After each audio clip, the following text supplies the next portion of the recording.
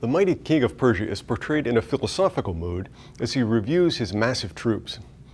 Xerxes took a position on a hill where he could overlook the shore and the sea.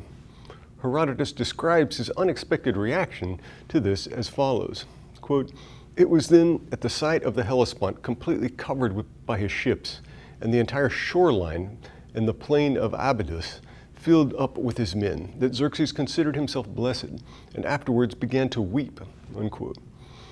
Note the contrast of the picture of a reflective and even depressed ruler here with that of the impetuous, hysterical one who whips the Hellespont only a few pages earlier.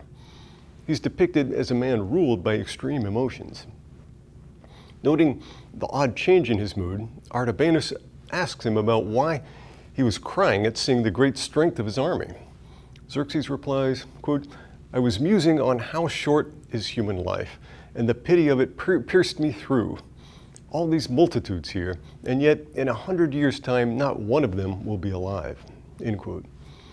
Here we see the common lament about the brevity of life that we also saw in both Gilgamesh and the Book of Job. What's interesting here is the change of perspective that's required for Xerxes to make this reflection. He's undertaking a major military campaign that's intended to lead to great things. This should be his way of making a name in history for both himself and his army. But yet he shifts from this broader perspective to the individual one and laments that the individual soldiers will all die before 100 years has passed. History thus makes use of individuals who are sacrificed in its service. The response of Artabanus also reveals a pessimistic view with regard to the lot of human beings. He replies, quote, "But we mortals experience many other causes of suffering that better merit your compassion.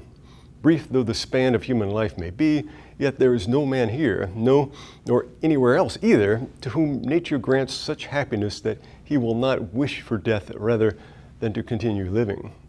So numerous the misfortunes that befall us, and so terrible the diseases that afflict us, that life in all its brevity still seems long. Death to a man whose existence is a burden provides an escape very much worth choosing. That God should grant us merely the briefest taste of how sweet life can be serves to demonstrate just how much he begrudges us it." End quote. This speech in some ways recalls that of Solon in his reply to Croesus. As will be recalled, Solon emphasized the many difficulties in life that are only increased by the length of time that one lives.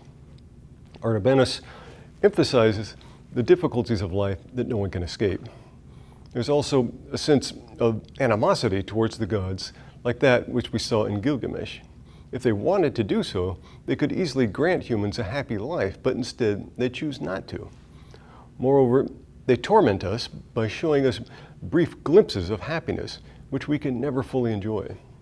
Instead, these glimpses are just enough to make us aware of how miserable life is.